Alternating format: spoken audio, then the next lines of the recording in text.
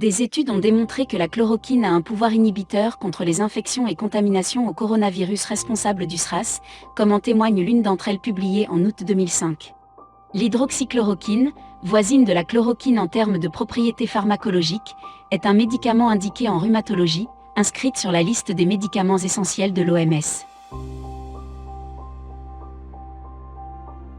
Nous allons revoir ici l'historique, ou l'évolution du devenir de la molécule d'hydroxychloroquine sur la demande du laboratoire Sanofi. Sanofi a-t-il torpillé délibérément l'hydroxychloroquine? Pour information, le RCP est le résumé des caractéristiques du produit. 4 septembre 2017. La nivaquine, ou chloroquine, ne présente aucun terme de génotoxicité. Elle est indiquée, prescriptible même pendant la grossesse. 26 septembre 2017. Le plaquenil, ou hydroxychloroquine, ne présente elle aussi aucun terme de génotoxicité. Les données cliniques ne mettent pas en évidence d'effets malformatifs ou phétotoxiques particuliers. 21 juin 2018. Un groupe de travail de l'ANSM est sollicité pour statuer sur la modification du RCP de la nivaquine. Après délibération, le groupe de travail répond. Les membres du groupe de travail sont très surpris des éléments fournis par le laboratoire et des libellés proposés dans la variation au regard des RCP des spécialités à base de chloroquine et d'hydroxychloroquine commercialisées dans les autres États. Ils s'interrogent sur l'exhaustivité des données fournies et ne souhaitent pas se prononcer sur les propositions faites par le laboratoire. Par conséquent, ils n'infirment ni affirment la proposition du laboratoire et ne proposent pas de libellé pour la rubrique 4.6 du RCP de la nivaquine. Un mois plus tard, le 24 juillet 2018, le RCP 4.6 adopte pour la nivaquine la mention de potentiel génotoxique malgré la réponse du groupe de travail qui s'est montré perplexe. 1er octobre 2018. Un groupe de travail de l'ANSM est encore sollicité pour statuer sur la modification du RCP du plaquenil. Après délibération, le groupe de travail répond unanimement. 1. Le groupe de travail ne peut approuver que le libellé présenté par le laboratoire est rassurant. 2. Le groupe de travail est d'accord pour revoir le niveau de recommandation et de se rapprocher des libellés décrits dans les autres pays. 8 avril 2019. Le RCP 4.6 adopte enfin pour le plaquenil la mention de potentiel génotoxique. Ce suite à l'accord unanime du groupe de travail du 1er octobre 2018. 22 août 2019.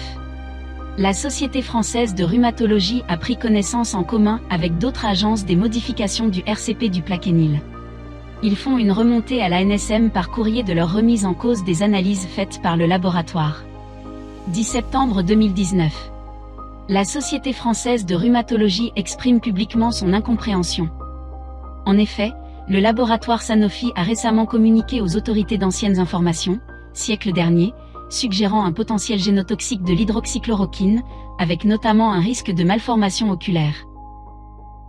8 octobre 2019.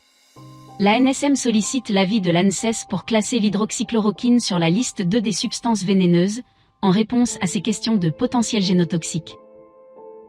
7 novembre 2019. La Société française de rhumatologie exprime publiquement les décisions de l'ANSM et informe que, concernant la génotoxicité, le laboratoire s'est engagé à réaliser les tests sur l'hydroxychloroquine et leur transmettra les résultats en août 2020. La modification du RCP est de nouveau en étude par l'ANSM, bien qu'elle annonce et justifie, les modifications des rubriques grossesse et contraception sont en accord avec les propositions faites lors de la réunion. Le 12 novembre 2019, Roger Genet, directeur général de l'ANSES, émet officiellement un avis favorable à la proposition d'inscription de la substance hydroxychloroquine sur la liste 2 des substances vénéneuses. 16 janvier 2020. La Société française de rhumatologie, hôpital universitaire de Bordeaux a procédé à sa propre étude et conclut.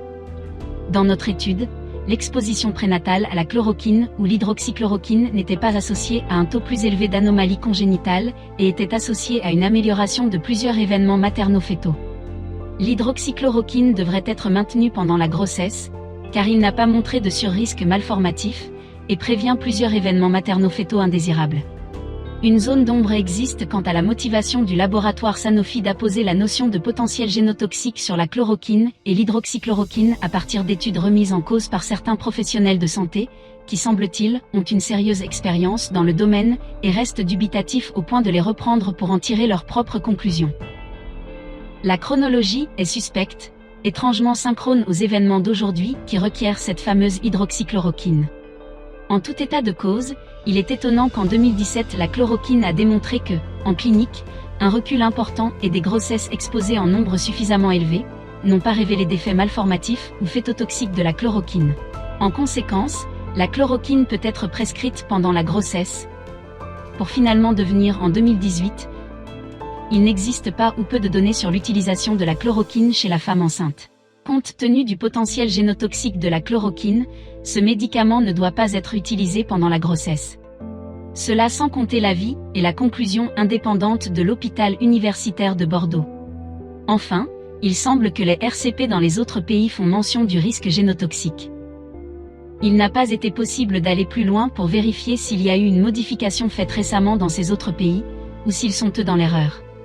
Ce qui n'enlève en rien le revirement étrange en un an d'une molécule connue, et la conclusion tirée de l'hôpital universitaire de Bordeaux, ainsi que les doutes émis par les différents professionnels de santé en France. Il serait intéressant de connaître la fonction de l'ANSM et de son groupe de travail, qui est le réel responsable décisionnaire des modifications de RCP, ayant ici conduit à ce que l'hydroxychloroquine soit désormais inscrite sur la liste 2 des substances vénéneuses.